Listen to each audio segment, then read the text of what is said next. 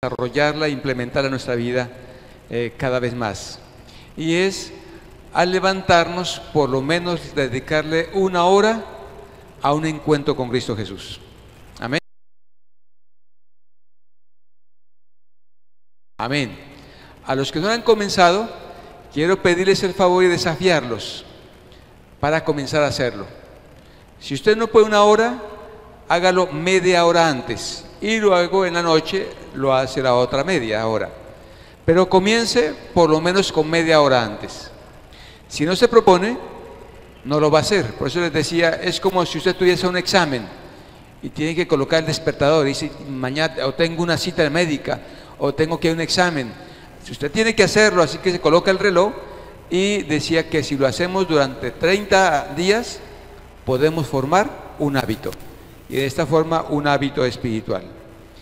Bien, hermanos, esta noche vamos a estudiar acerca de una espiritualidad prestada. Y decimos que el propósito de esta semana es desarrollar una vida de devoción a Dios en forma constante, que ya no sea obligatoria, sino que yo pueda disfrutar esa relación con Dios cada día, que me pueda gustar, que me pueda enamorar de tener ese encuentro con Dios. Y decíamos también que antes de cualquier cosa en mi vida, primero, ¿quién es? Dios. Primero, Dios, ¿cierto? Y recuerdan qué es lo que más Dios quiere contigo, qué es lo que Dios quiere y más desea. No escucho bien, tiene que ser fuerte, ¿verdad? ¿Qué es lo que más Dios quiere, trabaja y lucha en ti? Salvarnos, ¿verdad? Vuelva y dígaselo al compañero ahora que está atrás. Dios lo que quiere es salvarme. Pero a veces no lo entendemos, hermanos. Y decíamos que a veces para salvarnos nos quita ciertas cosas, ¿verdad? Nos permite circunstancias difíciles. Y no entendemos que es para salvarnos. Por ejemplo, ¿recuerdan ustedes los dos endemoniados que llaman de Gadara, que cuando los espíritus salieron, se metieron ¿en qué se metieron? En unos cerdos. ¿Recuerdan cuántos cerdos eran? ¿Cuántos? Un hato. Y un hato dicen que era más o menos 1000 cerdos, ¿cierto? Dice que esos cerdos se fueron al precipicio y murieron, y la gente vino a reclamarle a Jesús que se fuera. Deseado toda la gente, dice que Jesús, escuchen esto, permitió y quiso que los demonios se fueran los cerdos para que ellos fueran a la quiebra, porque estaban tan deseosos de tener dinero, eran tan centrados en la plata, el mundo de ellos era el dinero, que Dios dijo, quitándoles eso y quedando pobres, quizás me busquen. Así que lo que Dios hace en todas las circunstancias que permite es la salvación, aunque tú y yo no lo entendamos. Muy bien. Vamos a repetir lo que hemos repetido las noches, a ver si se acuerdan. Vamos a hablarle al corazón. ¿Recuerdan cómo es? Otra vez, vamos a hacerlo y van a decir conmigo: corazón, corazón, reflexiona y toma juicio.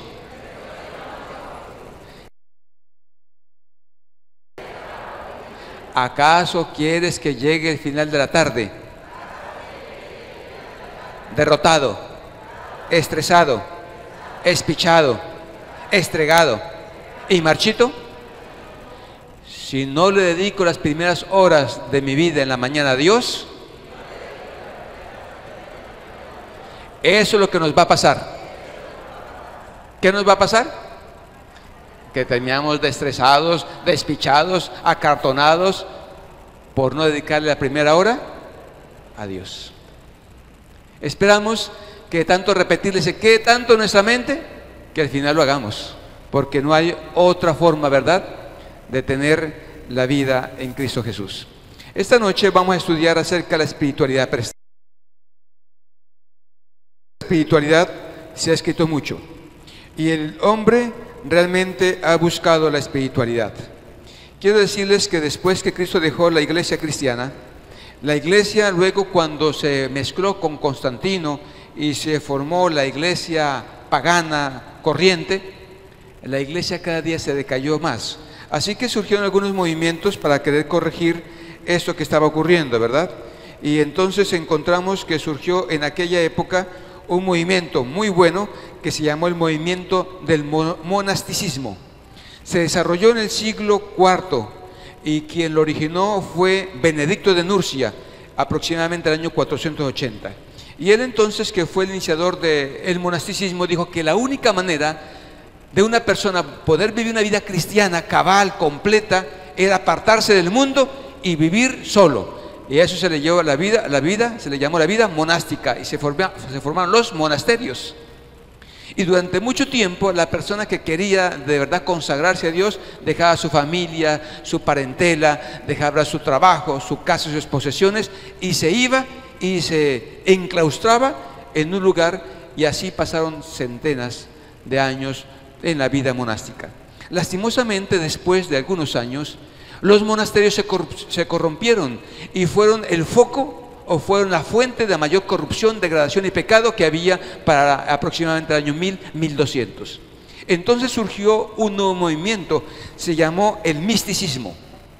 El misticismo entonces dijo, la única forma de corregir el pecado no es solamente enclaustrarse, sino tener algunas ceremonias, algo místico, algunas formas de vida para poder corregir el pecado. Y así fue que la primera en formar el misticismo fue Teresa de Cepeda y Ahumada, una mujer muy rica, más conocida con el nombre de Santa Teresa de Jesús.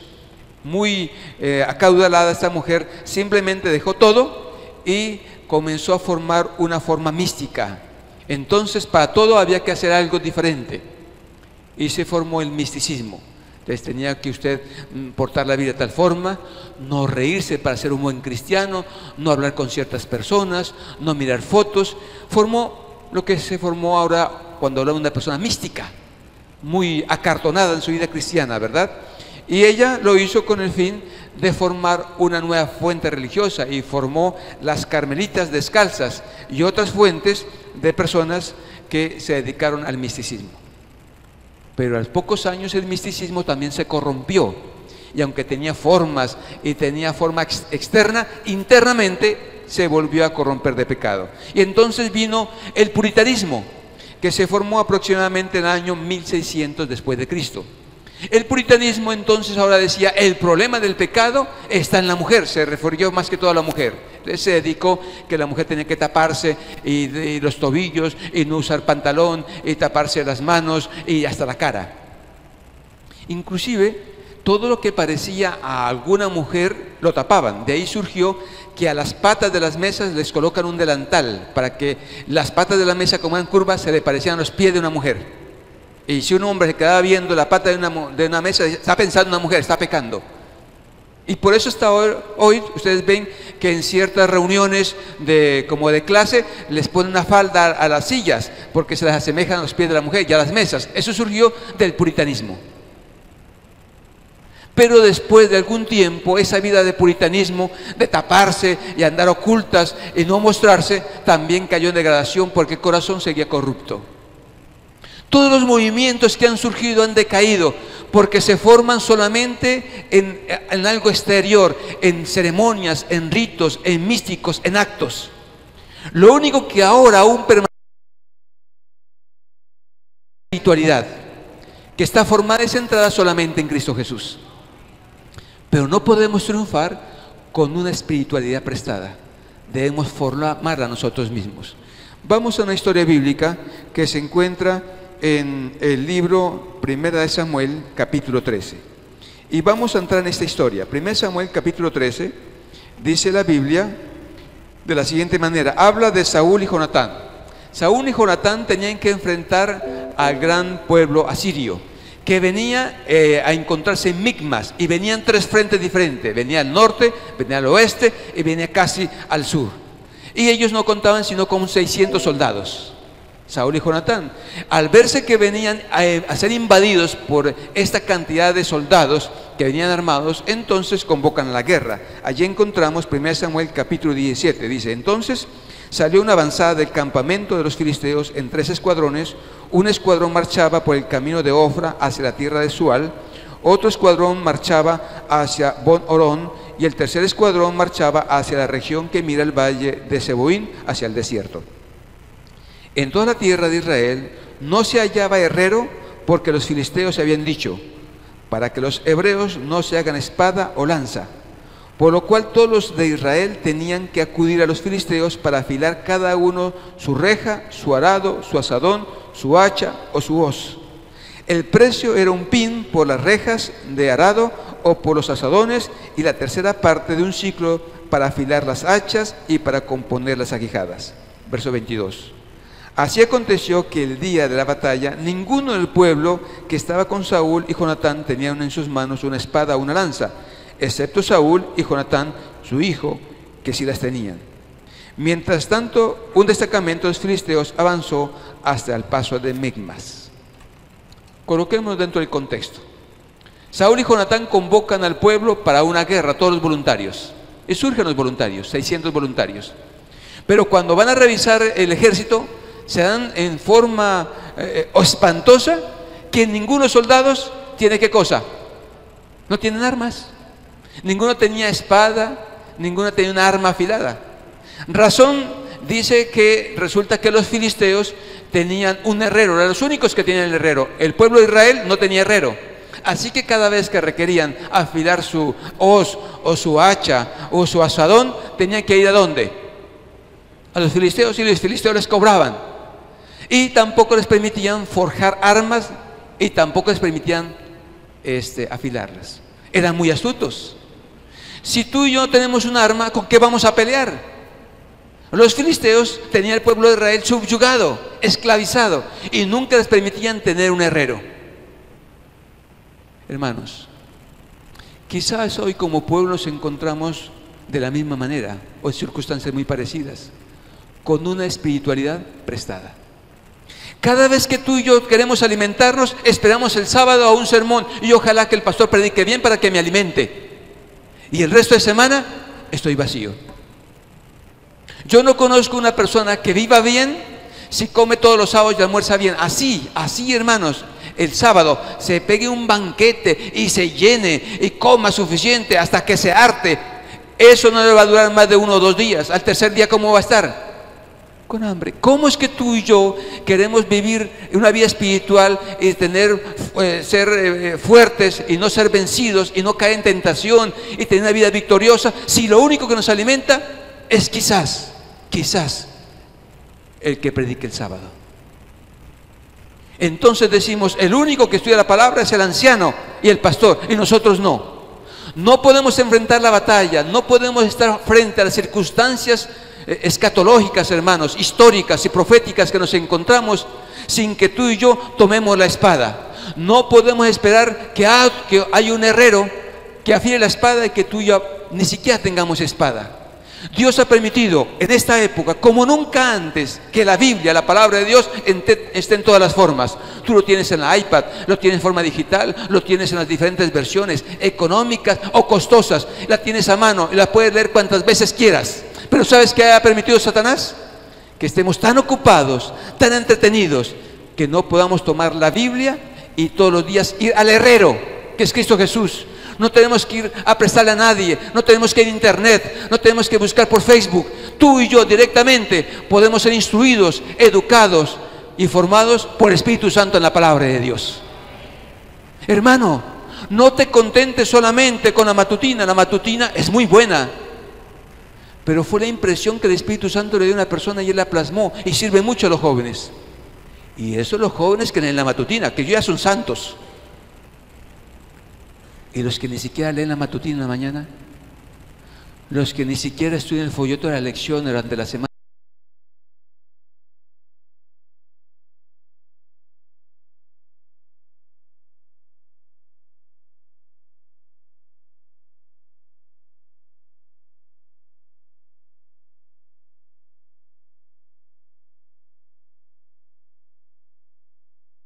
El Espíritu Santo no es espada, pero tiene que hacerse todos los días. No tenemos que estar buscando todo el tiempo en internet a ver si escucho un buen sermón que me alimente. Dios ha dado una promesa diferente.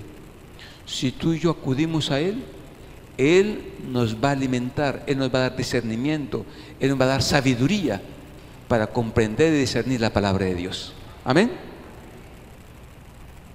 No conozco un matrimonio que funcione bien de la siguiente manera. Quiero darles esta analogía. Resulta que se casan dos hombres que están, y una mujer, perdón, dos hombres no, una mujer y un hombre, y se están casados, y entonces el hombre, de pronto la esposa está esperando en la casa y de repente él no llega. Y la mujer dice, ¿cómo así no llegó? 2 de la mañana, 3 de la mañana, 5, 6, amaneció, no llegó. Y al otro día no aparece, al siguiente día aparece. Y ella preocupada, ya llamó a la policía, a los bomberos, y él aparece. Y amor, ¿y por qué estás preocupada? No, porque como estamos casados y no llamaste. Ah, no, pues que el hecho de que esté casado no significa que tenga que venir a dormir aquí todas las noches. ¿Cómo así?, le dice la esposa. Sí, pues nos casamos y nos queremos, pero yo puedo pasar, cuando ya me canse, puedo pasar 2 días o 3 días por fuera y yo regreso a la casa y no ha pasado nada. Dice la esposa, ¿cómo así? ¿Así? Sí, el matrimonio debe ser así. ¿Cómo te parece ese matrimonio? No funcionaría, ¿cierto? Tú y yo queremos tener una relación con Dios, tener un matrimonio, y que cuando yo quiero Dios me escuche y me responda y me bendiga y me guíe y me dé la salvación. Cuando tú y yo hacemos un compromiso con Dios, y cuando yo quiero me desaparezco de Dios 8 días y 15 días y no vuelvo a leer su palabra, no vuelvo a hablar, no vuelvo a orar, y a los 15 días aparezco y quiero que Dios me ame, me abrace y me dé bendiciones. Así es como funciona la vida cristiana, así es como funciona el hogar. Si en una relación material y humana no se puede hacer eso, ¿cómo es que tú y yo queremos hacer lo mismo con Dios, mi hermana, mi hermano? Y entonces cuando tu hijo se enferma, cuando estás en crisis financiera, cuando vienen los problemas, entonces ¿dónde está Dios? Y si queremos que Dios responda inmediatamente y me dé promesas de amor y sea fiel y mantenga el pacto, cuando tú y yo no lo mantenemos. Un pacto de amor es un pacto de amor constante. Y los que estamos casados, hay momentos de crisis y hay momentos que como que estamos disgustados y como que no queremos volver a la casa, pero ahí estamos porque hicimos un voto de compromiso, porque el amor no solamente es sentimientos, es un principio. Y así funciona con Dios, mi hermano. Tú y yo podemos ir a Dios constantemente para que Él nos ayude y nos bendiga. Entonces podemos crecer en la fe. Vamos a buscar Jeremías capítulo 9, verso 24. Jeremías 9, 24. ¿Lo encontraron en su Biblia, por favor? Dice así: pero los que desean jactarse, voy a leer la Nueva Traducción Viviente, pero los que desean jactarse, que lo hagan solamente en esto, de conocerme verdaderamente y entender que yo soy el Señor, quien demuestra amor inagotable y trae justicia y rectitud a la tierra, y que me deleito en estas cosas, yo, el Señor, he hablado. La Nueva Versión Internacional. Si alguien ha de gloriarse, que se gloríe de conocerme y de comprender que yo soy el Señor, que actúo en la tierra con amor, con derecho y justicia, pues es lo que a mí me agrada, así afirma el Señor. Y ahora sí vamos a leer la Reina Valera del 60. Dice así, Jeremías capítulo 9, verso 24. Mas alábese en esto el que haya de alabarse, en entenderme y conocerme, que yo soy Jehová, que hago misericordia y juicio y justicia en la tierra, porque estas cosas me agradan, así dice Jehová.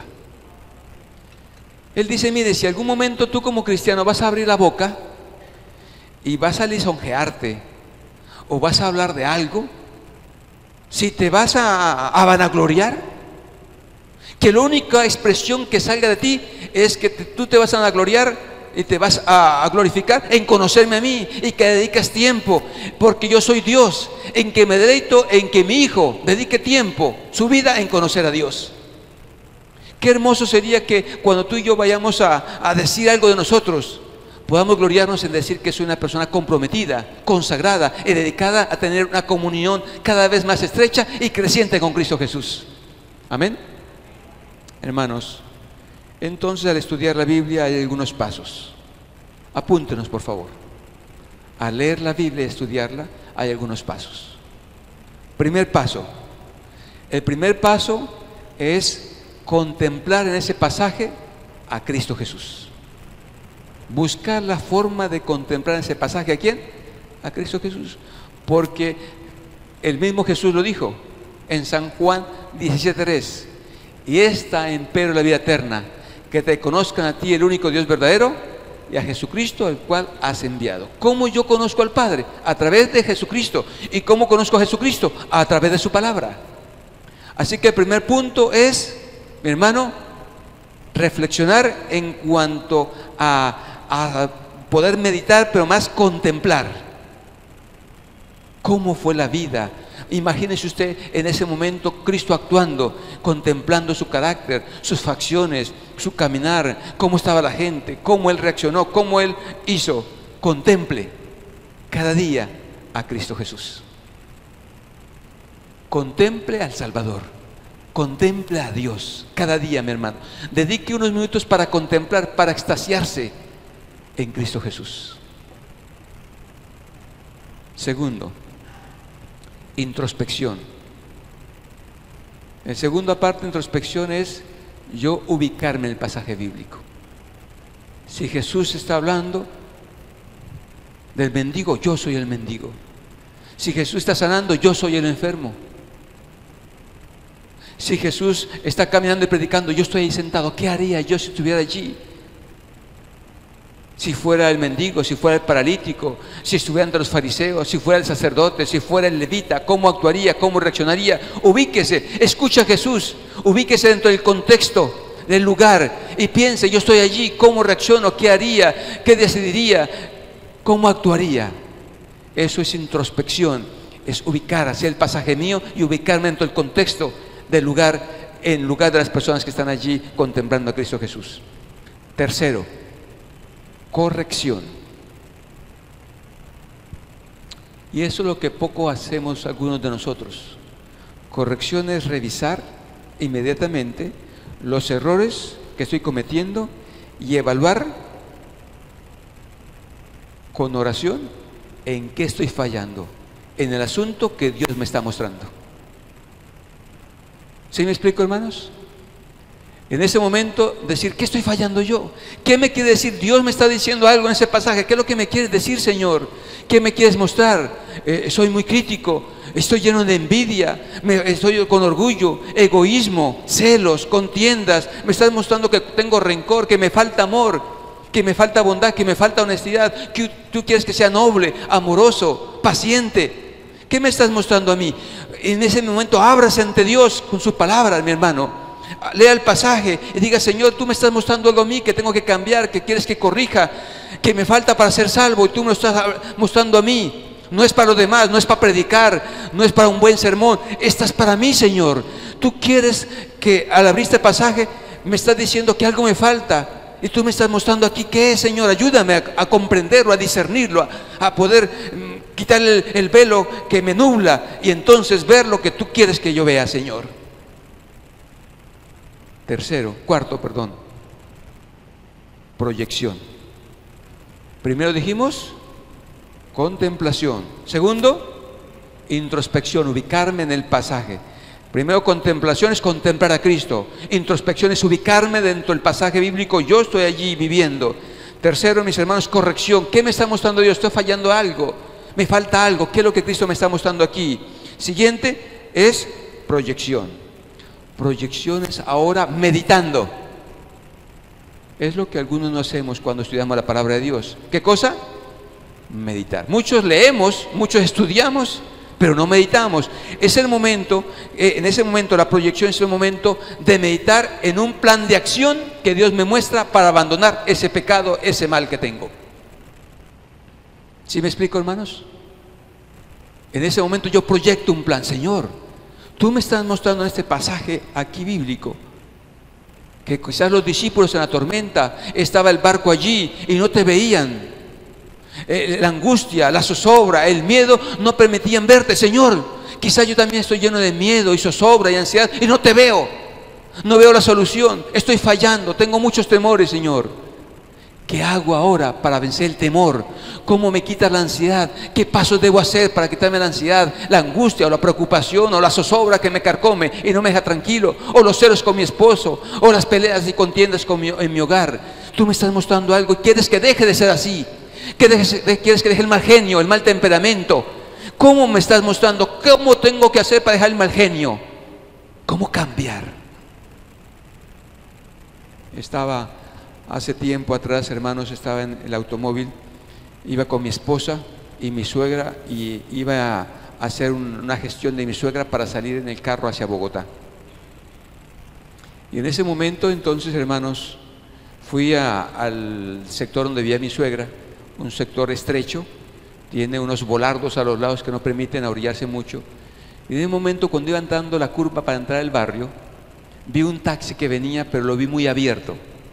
Yo le dije a mi esposa, ese taxi que viene allá lo veo como que haciendo zigzag. Entonces yo de una vez me fui orillando lo más que pude porque no podía orillarme más por los volardos y le pité para que me viera, pero el taxi se venía hacia mí. Entonces bajé los vidrios y le grité, oiga, y pité, y grité, y como que de aposta llegó el taxista y me golpeó. Fuerte me golpeó, se hundió todo el capó y la parte de donde va la llanta. Y yo me llené de un genio terrible porque estaba por salir, tenía que salir de viaje, estaba sobre el tiempo para llegar.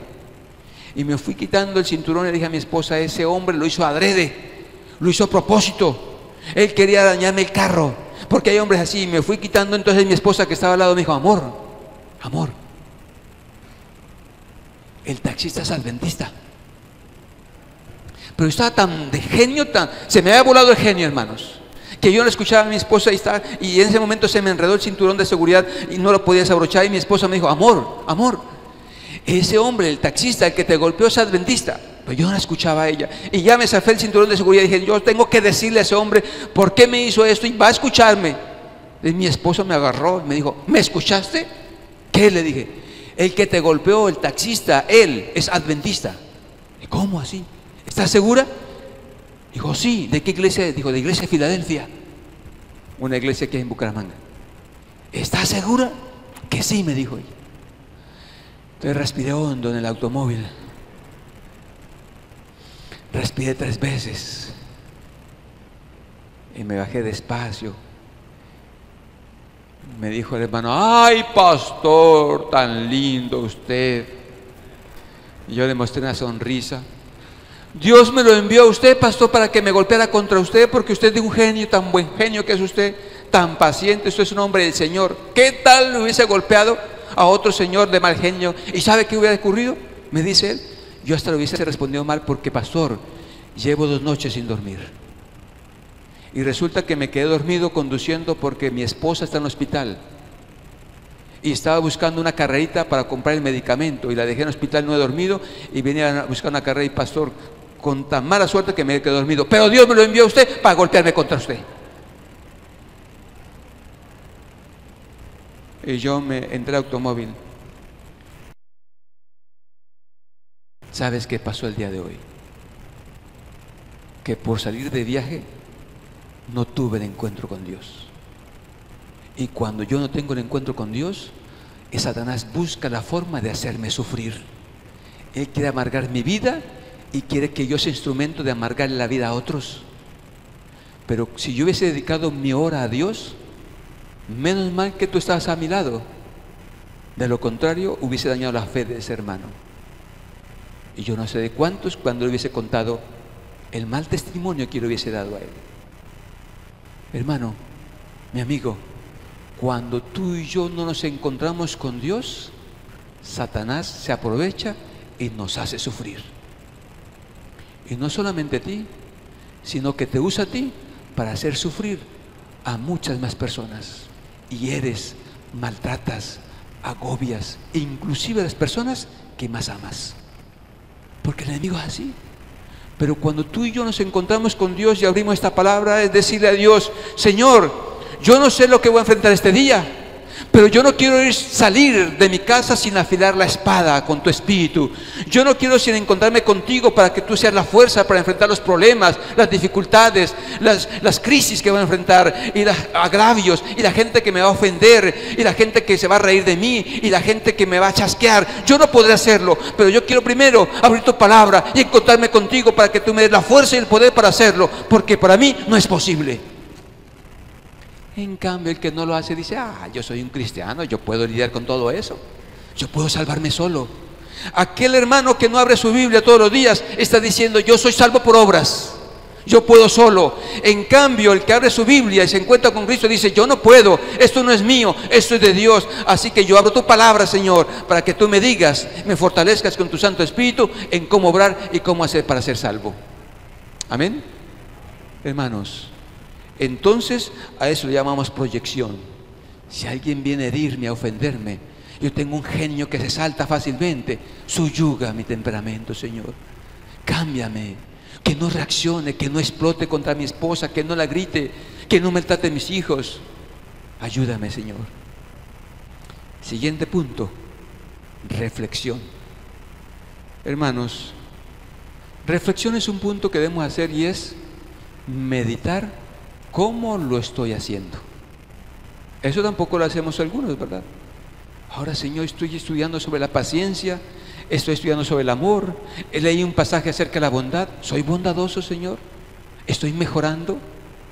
Requiero tu gracia para que me ayudes a ser honesto y veraz, a perdonar, a no tener avaricia, a ser desprendido, reflexionar.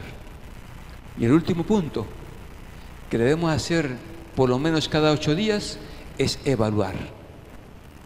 Aún me volví a caer, Señor, ahora vuelvo a ti nuevamente para que me des la fuerza y me sigas transformando, porque la vida cristiana es un proceso.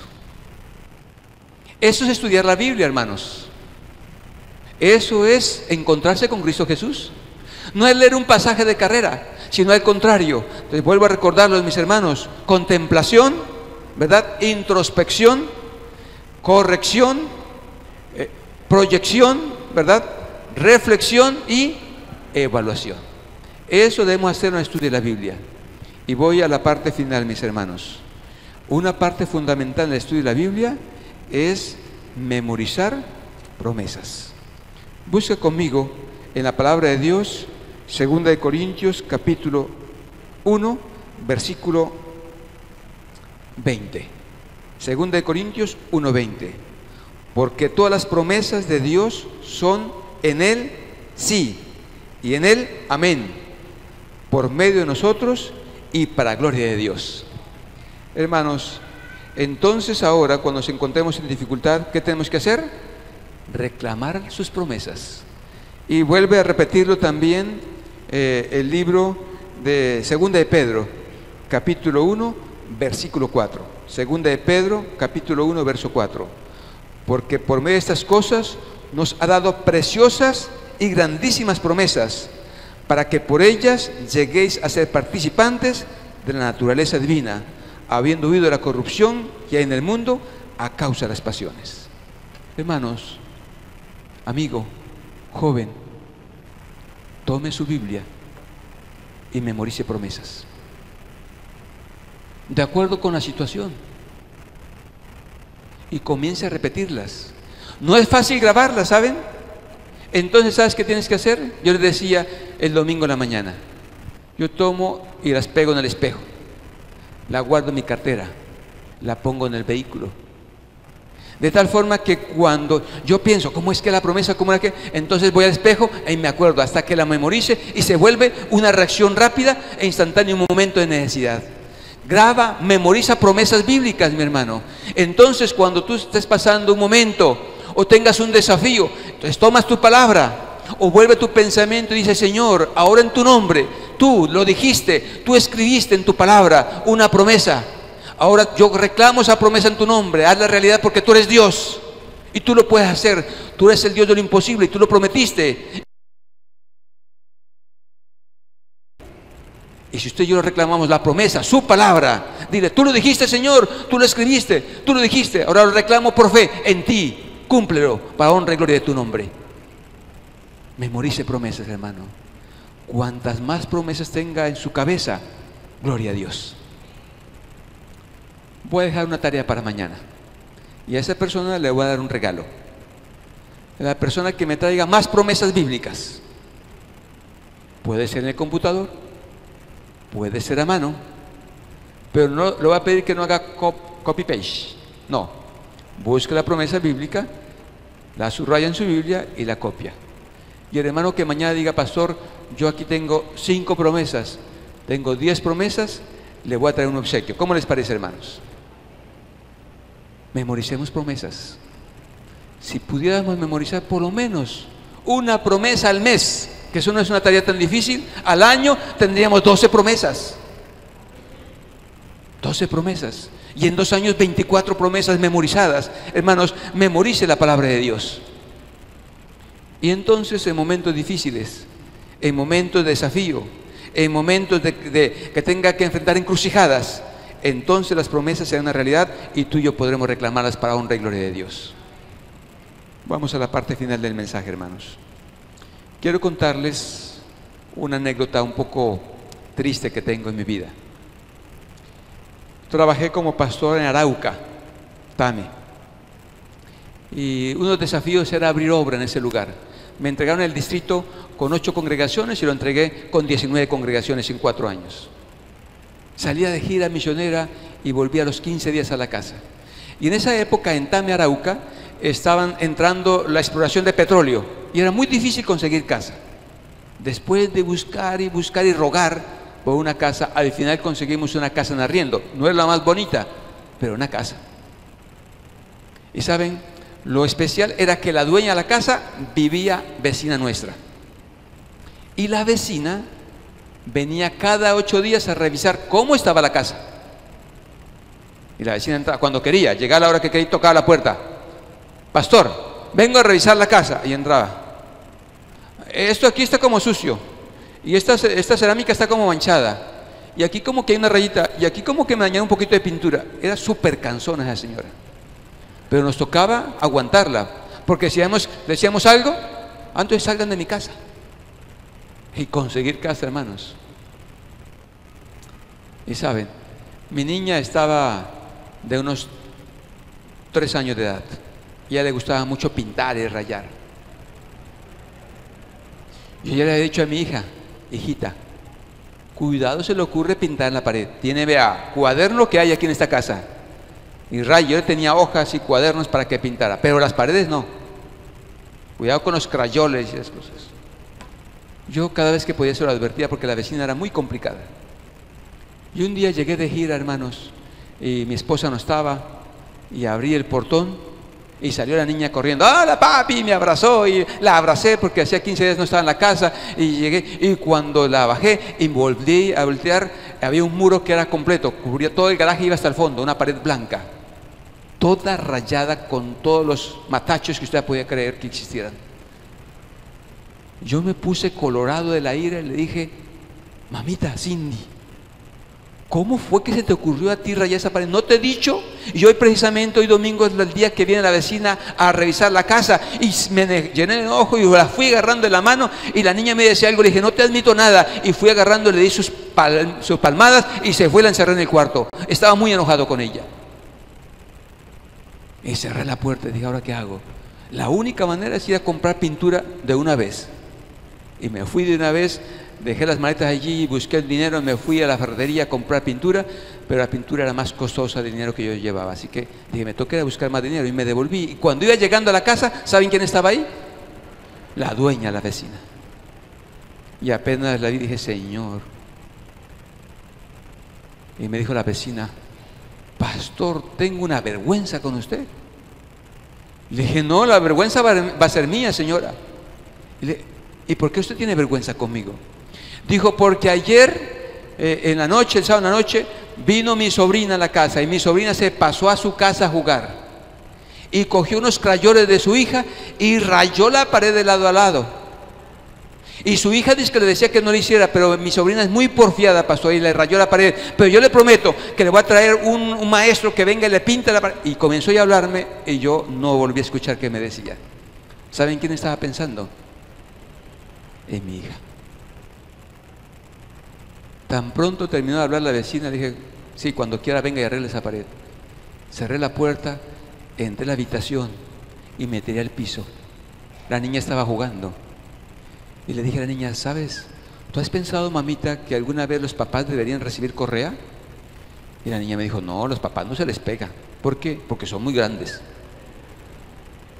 Pero a veces merecemos correa. Y dije, ¿por qué merece correa? Le dije, porque a veces no escuchamos a los niños ni a los hijos. Yo sé que tú no rayaste la pared, ¿verdad? Dijo, sí, papá, yo traté de decirte, pero tú estás enojado que no me escuchaste. Yo le dije a esa amiguita que vino, la vecina, que no rayara la pared, y le dije que tú ibas a poner muy bravo, y ella no me escuchó y rayó la pared. Yo sé, mamita. Yo le dije, te castigué injustamente. Dijo, sí, papá, fuiste muy injusto conmigo, me dijo. ¿Y tú podrías perdonarme? Y no había terminado de decirle eso cuando la niña salió corriendo y me abrazó muy fuerte. Y me dijo, claro, papá, te perdono. El sábado estaba predicando en la iglesia y yo siempre le daba un papel para que ella hiciera alguna pintura respecto al sermón. Y cuando terminé el sermón, ella salió y me lo entregó, y conservo aún ese documento, ese papel. Para mí vale más que un Van Gogh. Es la pintura que me hizo mi hija, y me pintó a mí predicando, el pastor predicando. Y abajo escribió a sus 3 años un corazón: te amo, papá. Yo no la obligué que lo hiciera. Surgió de su corazón, de una relación que estaba surgiendo y que yo estaba rompiendo y que estaba dañando, pero que ella me perdonó. Hermanos, Jesús lo que quiere es una relación contigo. No te trajo aquí a la iglesia para que tú corras de un lado para otro y explotarte y usarte. Él te trajo aquí a ti porque te ama. Y Él lo que quiere es que cuando tú y yo fallemos, le escribamos una carta de amor diciendo: Señor, perdóname. Para ustedes este matacho no sirve para nada. Para mí es muy valioso. Es la mejor pintura. Es mejor que una carta comprada. Jesús lo que quiere es que tú y yo le expresemos en tus palabras cada día cómo te sientes con Dios, cómo es vivir con Él, qué te ocurre, qué fallas. Él no quiere robots, Él no quiere autómatas. Él quiere que tú y yo, un momento de la vida que hicimos un compromiso, vayamos y le digamos cómo es la vida con Él, cómo puede enriquecernos y bendecirnos. Hagamos un compromiso esta noche, hermanos, que no pase un día de mi vida sin que tú y yo abramos esta palabra, la palabra de Dios, la Biblia, y nos encontremos con Cristo Jesús. Y permitamos que Él nos hable el corazón, y a través de esta palabra es poderosa. Es algo extraño que cuando tú y yo lo abrimos, mi vida comienza a cambiar, mi vida comienza a transformar, comienza a surgir sentimientos en mi vida y emociones que nunca había tenido, porque es el Espíritu Santo que trabaja en mi vida. ¿Hay alguno que quiere hacer ese compromiso? Levante su mano, por favor. ¿Quieres? ¿Tienes tu Biblia? Levanta tu Biblia. Dile: Señor, ayúdame, que no pase un día de mi vida sin que yo abra este libro y me encuentro contigo. Amén. ¿Quieren hacer ese compromiso? Si no hacemos compromisos, no cumplimos nada. Amén. Nos colocamos de rodillas para orar. Oremos.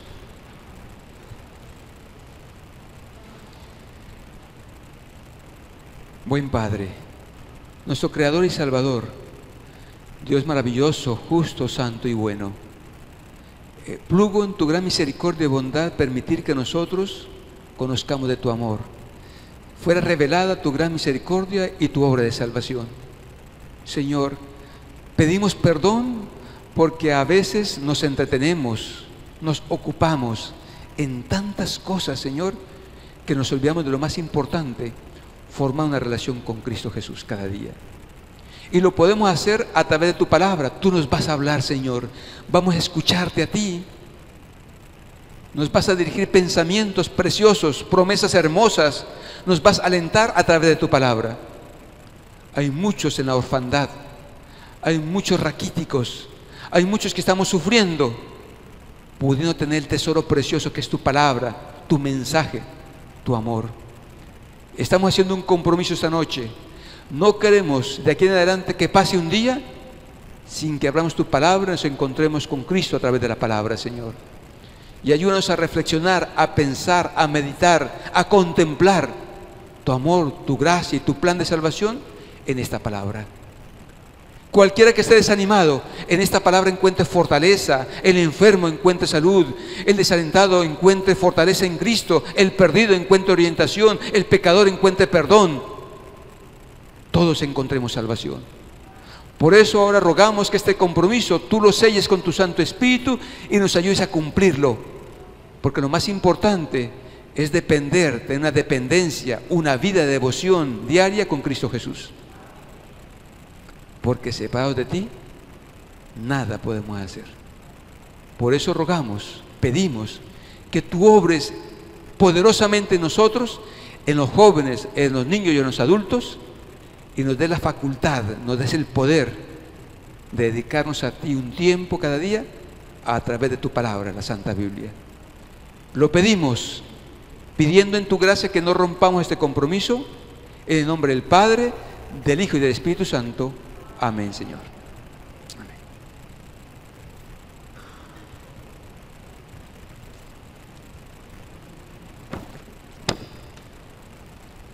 Vamos a cantar nuestro himno tema, hermanos, para retirarnos.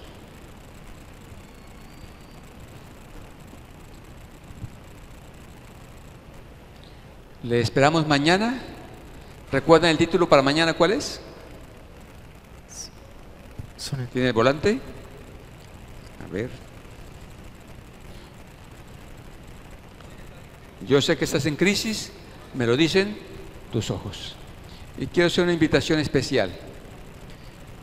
Traten mañana de venir con sus hijos, porque queremos pedir a Dios una bendición especial por los hijos y por la familia el día de mañana. ¿Está bien, hermanos? Traten. Yo sé que a veces no es posible por el estudio, los cansancios, los hijos no quieren venir, pero si pueden invitarlos sería maravilloso.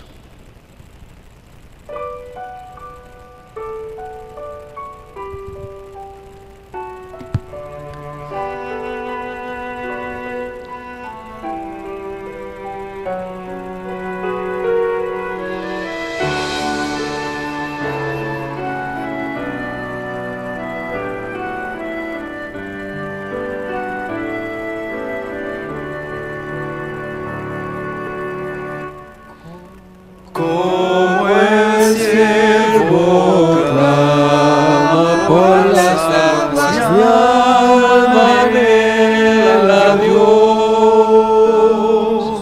Solo tú satisfaces mi ansiedad, llenándome de paz. Solo tú eres mi sostén. ¿A quién iré sino solo a ti? Yo te rindo mi vida entera para siempre a ti, Señor.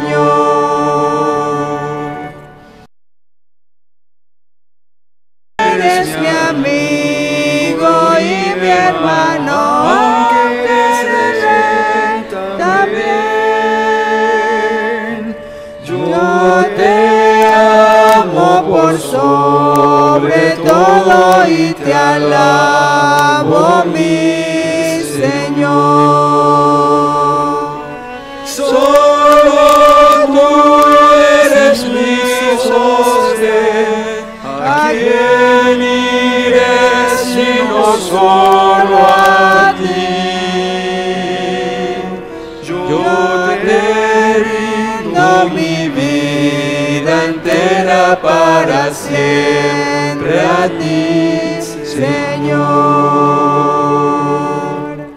Más que al oro te anhelo a ti, pues solo tú me podrás saciar. Solo tú eres mi alegría y la razón de mi existir. Solo tú eres mi sostén. ¿A quién iré sino solo a ti? Yo te rindo mi vida entera para siempre a ti, Señor. Amén. Recuerda Recuerda que la palabra de Dios es como una espada de dos filos, que penetra hasta lo más profundo y discierne hasta lo más profundo en su corazón. El Señor les bendiga a estudiar su palabra. Pueden sentarse, por favor, hermanos. Les esperamos mañana. Entonces, a la misma hora, recuerden el hermano y amigo que quiera traer sus promesas y recuerden dedicarle una hora a Cristo Jesús.